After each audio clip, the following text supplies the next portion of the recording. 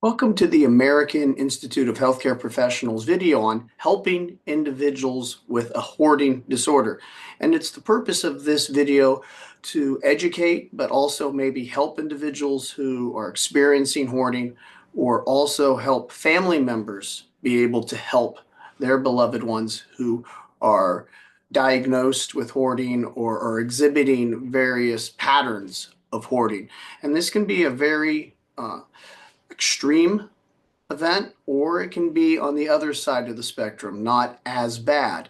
But as things begin to get worse, we start to look at deeper psychological issues as well as health and safety in itself. So family naturally becomes extremely concerned.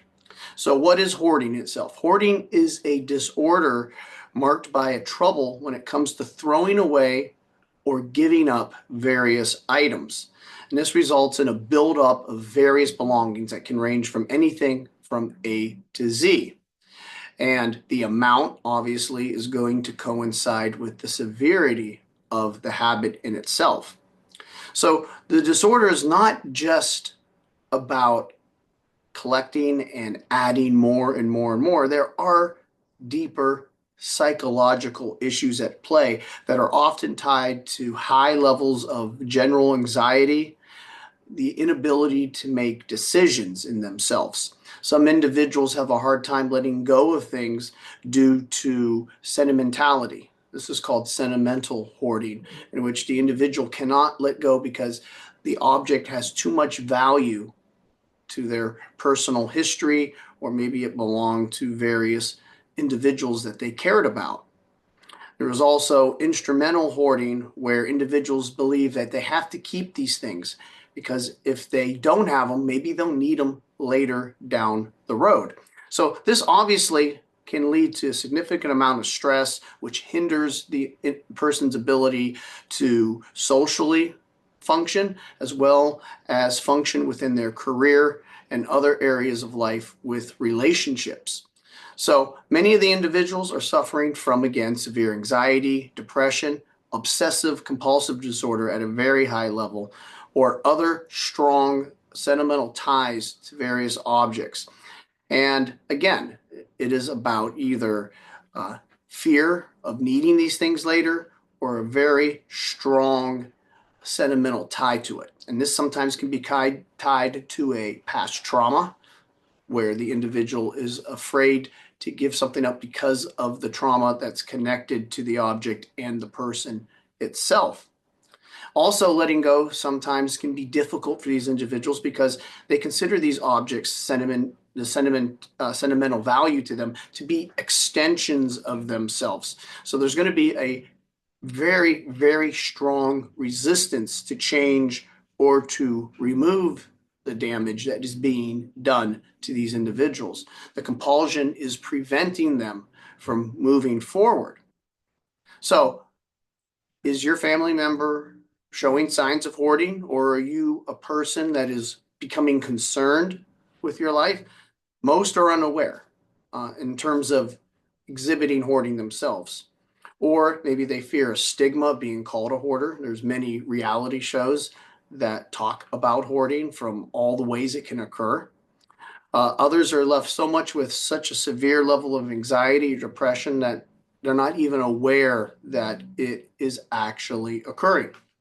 So, does your family member or friend or yourself extensively collect things? And this goes beyond collecting from a hobby perspective, although those in hobby can be considered somewhat obsessive and compulsive and trying to find everything to complete a collection.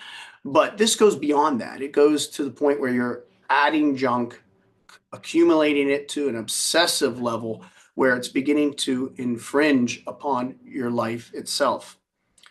Do you, as an individual, or does your family member have a high tolerance of clutter and the buildup of things around the house? Is it not just merely slightly messy, but a very consistent level of buildup? Is it hard to maneuver around the home? Is whatever being collected or stashed or hoarded in rooms taking up the entire space itself, where things can't even be seen or function properly? So hoarders feel this compulsion and need to collect things. They cannot let it go. And so this clutter and disorganization begins to build around them without them really knowing.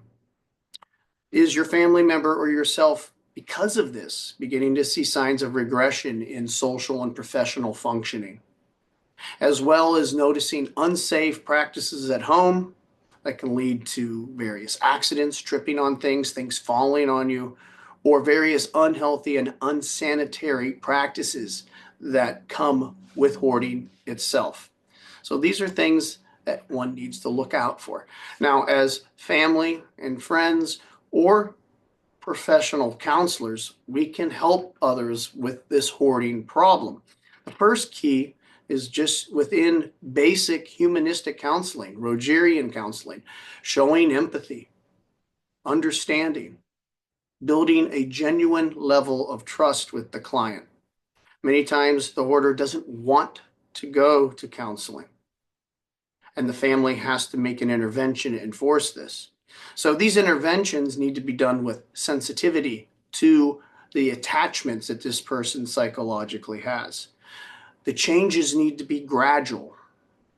Anyone with obsessive compulsive has a hard time with change. And if something is drastically changed quickly, this can send a person into a deep panic mode. And as individuals, we need to be aware of this anxiety and pain that exists with these individuals. Gradually, the individual can learn about the harm that is being done to oneself through this. And gradually, through counseling and guidance, an individual can move forward. Some type of counseling techniques include CBT or cognitive behavioral therapy. And this can help individuals logically restructure and understand their connections to the items. By rewiring one's thinking to understand certain things, behavior can change. And that's the essence of what Aaron Heck, founder of CBT, thought about in the 1940s, and how to help individuals cognitively restructure how they think. And hoarding is definitely something that could fall under this. Through this type of therapy, one can begin to find connection to reason and be able to change the actual behavior itself. Also, exposure therapies can help a person experience the anxiety that maybe led to this, as well as exposure therapy of helping individuals let go of things. So in a therapy session, there would be exposure therapy of throwing something away or giving something to charity to move it out. Now, motivational interviewing is very key as well, almost like a life coach, so to speak. So instead of judging and pushing an individual a certain direction, we can help the individual instead see goals and try to reach those goals in finding organization and management of whatever they collect or that is around them. Now, because it's such a deep psychological compulsion, family support and continued support is key. Psychoeducation and literature for the individual to read about why they feel the way they do and want to do what they do. Also, in some cases, some OCD meds may be needed as well to help the person resist the compulsions and the invasive thoughts, the intrusive and invasive thoughts that will torment an individual who's beginning to try to change these particular habits. So that's a little bit on hoarding. I hope it helps maybe springboard an intervention that someone may need, or give someone just the general information they need to proceed forward. We are the American Institute of Healthcare Professionals, and we offer a variety of mental and behavioral health certifications. Our phone number is 330-652-7776, and our email is info@AIHCP.org.